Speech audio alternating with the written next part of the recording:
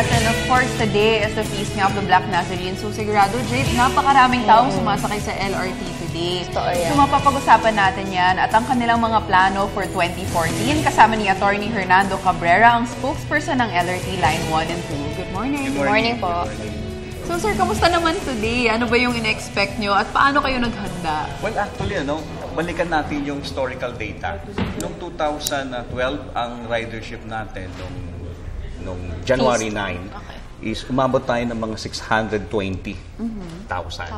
And then last year is 612. Ang average natin daily is 500 lang. So meron tayong dagdag na halos mga mahigit 100. So ang pinaghahandaan natin ngayong araw is yun nga, yung figure na yon 612. So as part ng ating preparation, unang-una dyan yung operational aspect natin, we make sure na wala tayong train breakdown the whole day. So to do that, yung matinding check-up ng ating mga tren. Nag-deploy tayo ng maraming technician along the line. Nag-deploy tayo ng maraming teller.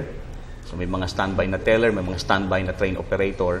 And then nag-deploy din tayo ng mga mas maraming ticket allocation para hindi tayo mabubusan ng ticket. And then on the side naman ng safety and security, well, of course, nagdagdag tayo ng additional security guards, additional safety personnel, personnel coming from PNP, and then yung mga medical volunteers natin. So we have yung mga nurses, yung mga doctors, and then yung mga volunteers coming from the Philippine National Red Cross. Especially for this day lang po. For this day. And then, hindi lang naman actually ngayong day, kundi may mga special occasion tulad nung last Christmas, nung last na Christmas season, ang binantayan natin dyan, yung shopping period Yung Christmas day itself hindi masyado, pero yung 2 weeks or 3 weeks before nung Christmas, yun ang maraming pasahero. Dinagsa talaga. Yung nagla-last minute shopping, nagpupunta ng malls, nagpupunta ng Divisoria. Yun ang natin. At saka, napakahirap at that time kasi nga maraming daladalahin, yung mga regalo. And we have to open everything kasi wala tayong exception sa inspection. So lahat yan subject for inspection. And attorney, nag-allow kayo ngayon ng mga nakayapak. And actually, akala ko kasi for this year, and I think a lot of people, kasi parang people are making a big deal na ngayon allowed niya this year. Pero you mentioned na ever since pala ito. Pero what's the reason behind this? Well, sabi ko nga, yung pag-allow namin ng mga nakayapak, it's been part ng tradition na yan. Naging part na rin kami ng tradition na yun. Yung system natin, yung palisiya natin. So, we allow them na nakapaa lang, pero subject pa rin ng inspection.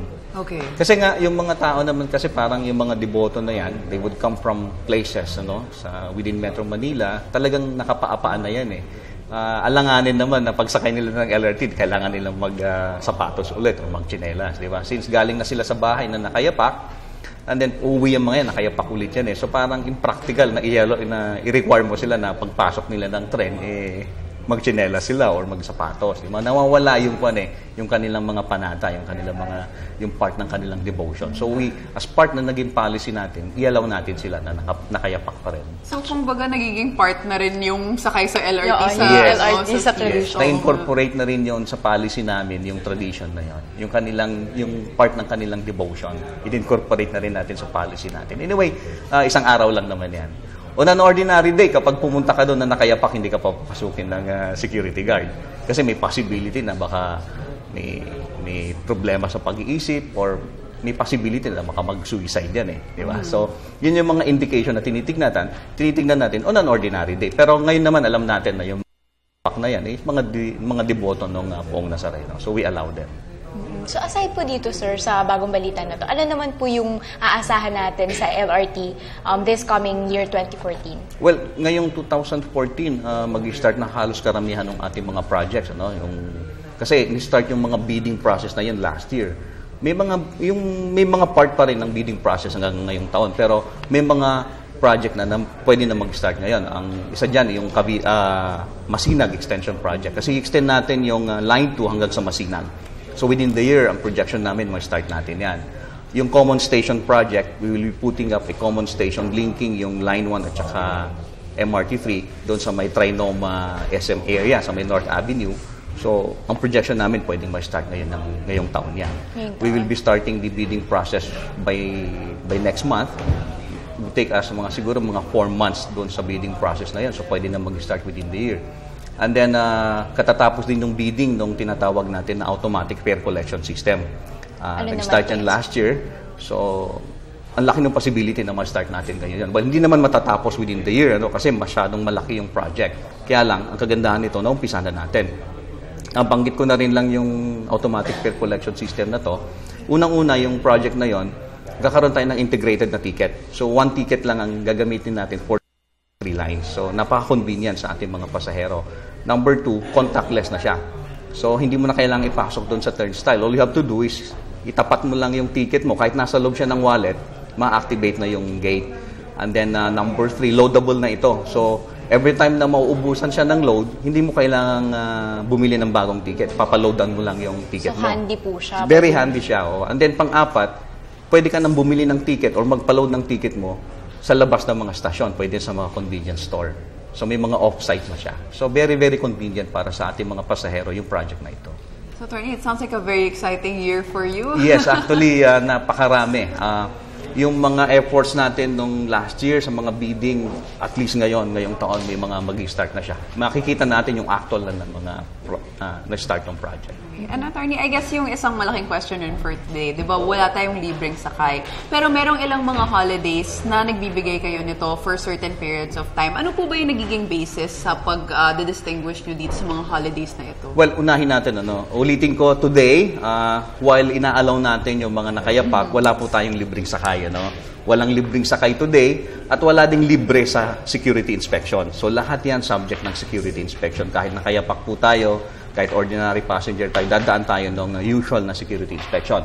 Doon naman sa mga panahon or mga days na mayroon tayong libreng sakay, usually ito yung mga celebration ng ating mga national heroes. Noong Rizal Day, nagkaroon tayo ng libreng sakay during the peak hour, Bonifacio Day. During Independence Day, nagkakaroon din tayo ng libreng sakay. Tapos may mga piling-pili tayo ng mga situations or celebration na nagkakaroon tayo ng limited na libreng sakay. Tulad ng celebration ng mga Senior Citizens Week, yung celebration. So, yung lahat ng mga senior citizens, libre sila.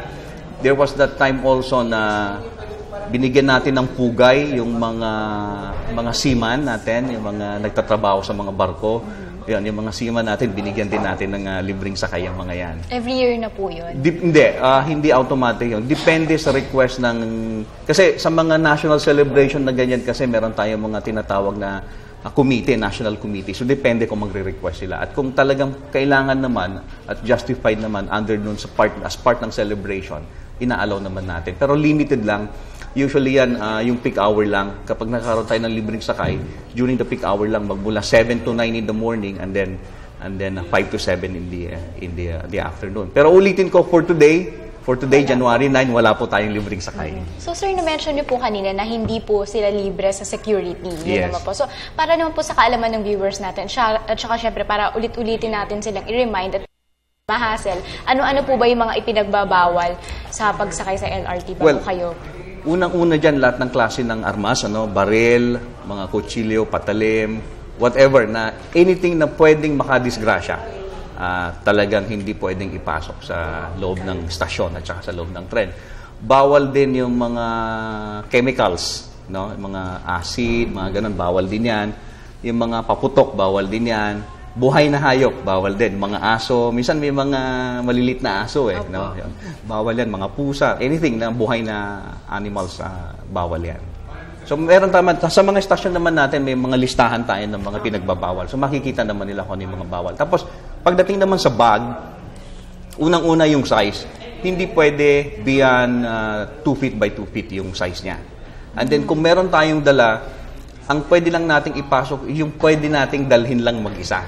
Hindi ka pwedeng magdala na maliliit pero hindi mo kayang ng bagahe na hindi mo kayang dalhin na mag-isa mo. So hindi pwede yung bubuhatin mo yung isa, babalikan mo yung isa, hindi pwedeng ganoon. Dapat yung dala-dalagang bagahe mo is kaya mo siyang dalhin sa isang tayuan, sa isang lakaran. Hindi pwede yung pabalik-balik na babalikan mo, hindi pwede yun.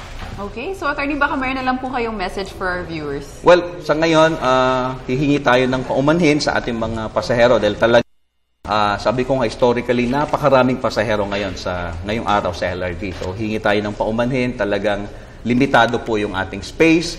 Asahan po natin ng mga napakahabang pila, crowded na mga stations, mga crowded na mga trains sa ngayong araw. So, sabi ko nga, kahapon pa, kung meron po tayong lakad, at hindi naman importante at plano nating sumakay ng LRT ngayon, especially Line 1, ipagpaliban na lang natin. Unang-una, kung pwedeng bukas na lang tayo lumakad, kung gagamit tayo ng LRT Line 1. And then, iwasan din natin, today, iwasan natin magdala ng mga malalaking bagahe kasi dagdag ito sa inspection, dagdag ito sa abala, sa inconvenience ng maraming tao. And then, kung pwede, iwasan din natin magdala ngayong araw ng mga maliliit na bata kung biyabiyahe tayo sa LRT. Bukas na lang po kung kailangan natin magdala ng bata. Napakahirap ngayon ng sitwasyon dahil sa dami ng tao sa LRT Line 1. Ayan Thank po. you so much for joining us this morning. Once again, that was Attorney Hernando Cabrera, ang spokesperson ng LRT Line 1 and 2. Thank you very much po. At mamaya antabayanan po natin ang ating makakapanayam na si Mr. Obet Martin, Presidente ng Pasang Masda. Diyan tayo mamaya sa pagbabalik ng Good Morning Boss. Kasama lang ako.